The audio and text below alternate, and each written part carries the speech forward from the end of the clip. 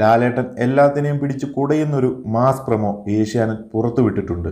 ഇത് big boss ആയതുകൊണ്ട് promo വിട്ടത് ഏഷ്യാനെറ്റ് ആയതുകൊണ്ടും പ്രൊമോയിൽ കാണുന്നതൊക്കെ എത്രത്തോളം സത്യമാണെന്ന് എപ്പിസോഡ് വന്നാൽ മാത്രമേ പറയാൻ സാധിക്കൂ. എന്തായാലും കഴിഞ്ഞ ആഴ്ചയിലെ തെറിവിളിയിൽ മുന്നിൽ നിന്ന റോബിൻ, ജാസ്മിൻ, റിയാസ് എന്നിവരെ ലാലേട്ടൻ എയറിൽ കയറ്റിയിട്ടുണ്ടെന്ന് നമ്മൾ പ്രേക്ഷകർക്ക് മനസ്സിലാക്കാം. കഴിഞ്ഞുപോയ ആഴ്ചകളിൽ കണ്ടുവന്നിരുന്നത് പോലെ ചെറിയൊരു വാണിംഗ് കൊടുത്ത് ചായ കുടിക്കാനായി ലാലേട്ടൻ ഈ തവണ പോകില്ല എന്ന് നമ്മൾ പ്രേക്ഷകർക്ക് കരുതാം. കാരണം ലോകമെമ്പാടുമുള്ള മലയാളി പ്രേക്ഷകർ കാണുന്ന ഒരു ഷോയിൽ വന്ന് ഒരു പരിധിയുമില്ലാതെ അസഭ്യം പറയുക എന്നത് ഒരിക്കലും അനുവദിച്ചു കൊടുക്കാൻ സാധിക്കുന്നതല്ല. വ്യത്യസ്ത ജീവിത സാഹചര്യങ്ങളിൽ നിന്നും വന്നവരാണ് ബിഗ് ബോസ് ഹൗസിൽ ഉള്ളവരെങ്കിലും പൊതുസമൂഹത്തിനു മുന്നിൽ സംസാരിക്കുമ്പോൾ കുറച്ച് മാന്യതയൊക്കെ ആകാം. എന്തായാലും ഇന്നത്തെ എപ്പിസോഡിൽ ലാലേട്ടൻ എല്ലാത്തിനെയും പിടിച്ച് കുടയുമെന്ന് തന്നെ കരുതാം. മലയാളം സംസാരിക്കാൻ ബുദ്ധിമുട്ട് കാണിക്കുന്ന റിയാസിനെയും മാന്യത വിട്ട് സംസാരിച്ച റോബിനെയും ജാസ്മിനെയും ലാലേട്ടൻ ശക്തമായ ഭാഷയിൽ താക്കീത് കൊടുക്കുകയും അതോടൊപ്പം ഇതൊരു ലാസ്റ്റ് വാർണിംഗ് ആണെന്ന് അറിയിക്കുകയും ചെയ്തിട്ടുണ്ട്. ഇതിനൊരു മാറ്റം വന്നാൽ അവർക്ക് ബിഗ് ബോസിന്റെ പുറത്തേക്കുള്ള വാതിൽ തുറക്കുമെന്ന് തന്നെ കരുതാം. കാരണം